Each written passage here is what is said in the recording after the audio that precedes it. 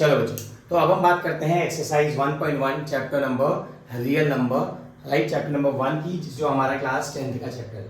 अब इसमें हम लोग डिस्कस करने वाले हैं हमारे पास जो एक्सरसाइज है, जहाँ पे क्वेश्चन नंबर 1 बोल रहा है, question number 1, express each number as a product of its prime factor. देखिए यहाँ पे हमें क्या करना है, हमें हर एक नंबर को उसके प्राइम फैक्टर्स के प्रोडक्ट के फॉर्म में रिप्रेजेंट करना है। ये ऑलरेडी जो प्राइम फैक्टराइजेशन मेथड है हम ऑलरेडी 6th क्लास से पढ़ते हुए आ रहे हैं, राइट। तो बहुत इजी है हमारे लिए। फर्स्ट पार्ट जो है हमारे पास वो है 140। तो हम सिंपली क्या करेंगे, हम लोग इसके फैक्टर्स निकालेंगे। तो 2 मल्टीप्लाई बाय 7 इज 14 एंड 0, 2 3 जा 6 एंड 2 5 जा 10, देन 5 7 जा 35 एंड 7 1 जा 7। तो इफ यू विल सी, देखो यहाँ पे जो फैक्टर्स आए 2 2 5 एंड 7, तो इसको हम कैसे लिखेंगे, हम इसे लिखेंगे 140 is equals to 2 multiply 5 multiply 7। ये हमारे पास क्या है, ये हमारे पास प्राइम फैक्टर्स, और हमने इनको क्या कर दिया, इसके प्राइम फैक्टर्स के प्रोडक्ट के फॉर्म में से रिप्रेजेंट कर दिया। तो 140 can be written as 2 multiply by 2 multiply by 5 multiply by 7, हम इसे ऐसे लिख सकते हैं, ठीक है। उसके बाद हम बात करते हैं 156 की, जो है हमारा सेकंड पार्ट। देखिए अब हम बात करेंगे 156 की। अगेन हम इसको क्या करेंगे, ब्रेक करेंगे।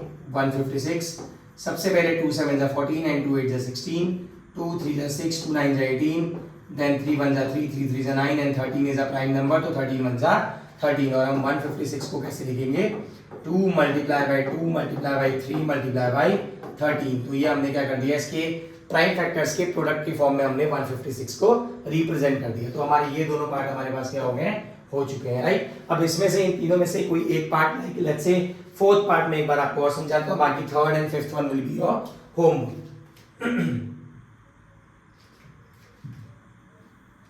चलिए अब हम डिस्कस करते हैं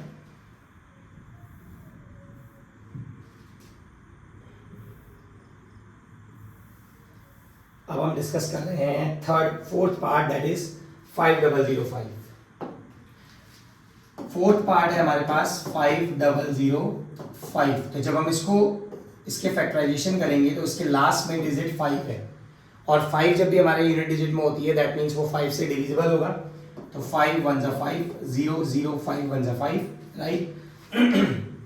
अब ये नंबर थोड़ा सा डिफिकल्ट है, तो इसके लिए हमें देखना पड़ेगा कि ये कौन से नंबर से डिविजिबल होता है। तो ये नंबर जो है, ये हमारा या तो 7 से हो सकता है या फिर 13 से हो सकता है, राइट। हम क्रॉस चेक करते हैं। देखिए 7 से अगर मैं करूंगा, 7 1 जा 7, लेफ्ट 3 30 एंड 7 4 जा 28, एंड यस ये 7 से हो रहा है, दैट मींस 7 1 जा 7 एंड 7 1 जा 7, और बचा 3 3 एंड 0 बिकम्स 30, 7 4 जा 28 एंड बचा 2 21, 7 3 जा 21। नाउ ये नंबर हमारे पास 13 से हो रहा है, 13 1 जा 13 एंड 13 1 जा 13 एंड अगेन 11 1 जा 11, दैट मींस 5005 जो है वो हमारे पास क्या होगा, उसके फैक्टर्स हो जाएंगे 5 इंटू 11 इंटू 13 इंटू 7। एंड अभी फंडामेंटल थ्योरम ऑफ अरिथमेटिक में हमने देखा है कि इनके ऑर्डर्स जो सीक्वेंस है वो मैटर नहीं करता, राइट। 5 7 13 11 की जगह में 5 11 13 7 भी लिख सकता हूँ, ओके। तो फर्स्ट क्वेश्चन हमारे पास हो गया है। अब हम बात करते हैं नेक्स्ट क्वेश्चन की। देखिए अब मैं बात करते हैं नेक्स्ट क्वेश्चन की।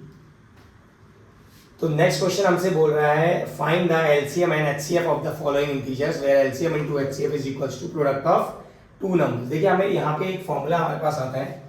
सेकंड क्वेश्चन को अटेम्प्ट करने के लिए हमें उससे पहले एक फॉर्मूला देखना पड़ेगा, जो है HCF multiply by LCM that is equals to first number multiply by second number, right. ये हमारे पास फॉर्मूला है कि जिन भी दो नंबर का हम एलसीएम और एचसीएफ निकालते हैं, उन दोनों का मल्टीप्लिकेशन और उनके एचसीएफ और एलसीएम का मल्टीप्लिकेशन हमेशा इक्वल आता है। तो यहाँ पे हमारे पास क्या दिया हुआ है, हमें कुछ नंबर्स दिए हुए हैं एंड 26 एंड 91। तो सबसे पहले हमें क्या करना पड़ेगा, जो हमारा फर्स्ट पार्ट है क्वेश्चन नंबर 2 का, 26 एंड 91, तो हमें इनके पहले एलसीएम और एचसीएफ निकालना पड़ेगा, जिसके लिए हमें क्या करना पड़ेगा, हमें सबसे पहले इनके फैक्टर्स निकालने पड़ेंगे। तो जब हम बात करेंगे 26 के फैक्टर्स की, तो 26 को 2 1 जा 2, 2 3 जा 6, 13 एक प्राइम नंबर है, तो 13 1 जा 13। नाउ 91, अगेन ये 7 से डिविजिबल है, 7 1 जा 7 एंड 7 3 जा 21 एंड अगेन 13 1 जा 13। तो जब मैं बात करूंगा इनके फैक्टर्स की, तो देखिए 26 को मैं लिख सकता हूँ 2 मल्टीप्लाई बाय 13 एंड 91 को हम लिखेंगे 7 मल्टीप्लाई बाय 13। अब हम इसके HCF की बात करते हैं, तो HCF जो हो जाएगा, HCF होता है हमेशा दो कॉमन नंबर, कॉमन फैक्टर जो दोनों में आए, राइट। तो देखिए 13 एंड 13 दोनों में आ रहा है, तो दैट मींस 13 इसका क्या हो गया HCF, that means that is the biggest number जो दोनों के दोनों नंबरों को क्या करेगा, एग्जैक्टली कंप्लीटली डिवाइड करेगा। उसके बाद अगर हम एलसीएम की बात करें तो एलसीएम जो होता है वो होता है हमारे साथ the common factor multiplied by the rest of the number, जो बाकी बचे हुए नंबर है उनको क्या किया जाएगा, मल्टीप्लाई किया जाएगा। दैट मींस 2 मल्टीप्लाई बाय 7 जो होगा वो दोनों आपस में मल्टीप्लाई हो जाएंगे, ठीक है। अब 13 मल्टीप्लाई बाय 7 टाइम्स 2 इज 14, अब 14 3 जा 42, 14 1 जा 14 एंड 14 एंड 4 कितना हो जाएगा 18, 182 इज द एलसीएम। अब ये तो हमारा एलसीएम और एचसीएफ निकल चुका है, ये 3 मार्क्स के क्वेश्चन में हमारे बोर्ड में देखने को मिलता है। अब इसके बाद हमें इसको क्या करना है, वेरीफाई करना है। अब वेरीफाई करने के लिए हमारे पास फॉर्मूला गिवन है, HCF into LCM is equal to first number into second number,